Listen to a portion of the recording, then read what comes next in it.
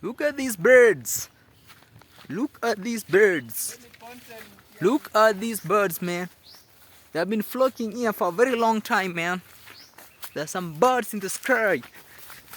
I want to show you guys these birds.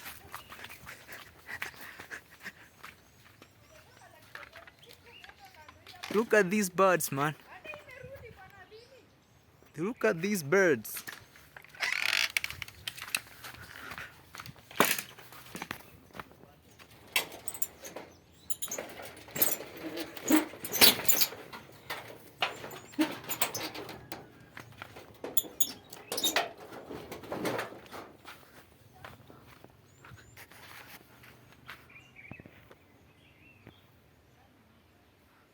So hawa ndege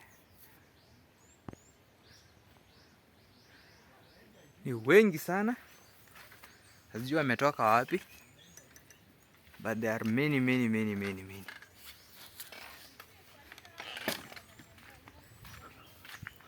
I don't know where they're coming from or where they're heading, but they're just many birds. Ai, nimejisumbua na ndo hawa. So these birds, huh? Content mtiangu. Huh? They are far away, these birds. Yes.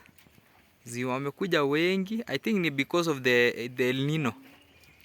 They are escaping the El Nino because there are no food, and they have decided to come. So this is me zooming. This is a reflection that somewhere the habitat has been rained on and they cannot find food. So that's why they are here. Very far away in the sky. Very far away. They were here, now they have gone up. But when you see cameras from traditionalists, they'll tell you it's a symbol. They'll tell you exactly. Traditionalists will tell you when birds migrate, it symbolizes maybe a change of an era or something is going to happen. You never know. End of KCP examination. You can hear somebody saying this is the end of KCP examination. That is a sign. So a lot of people have a lot of connotations about bird migration of this caliber. I've never seen birds cross this area in these large numbers. So we also have our own stereotypes of what this might symbolize. So as you have heard, that's it, guys. Tell me down in the comment section what you think bird migration of this huge measure means in your community or in your personal belief.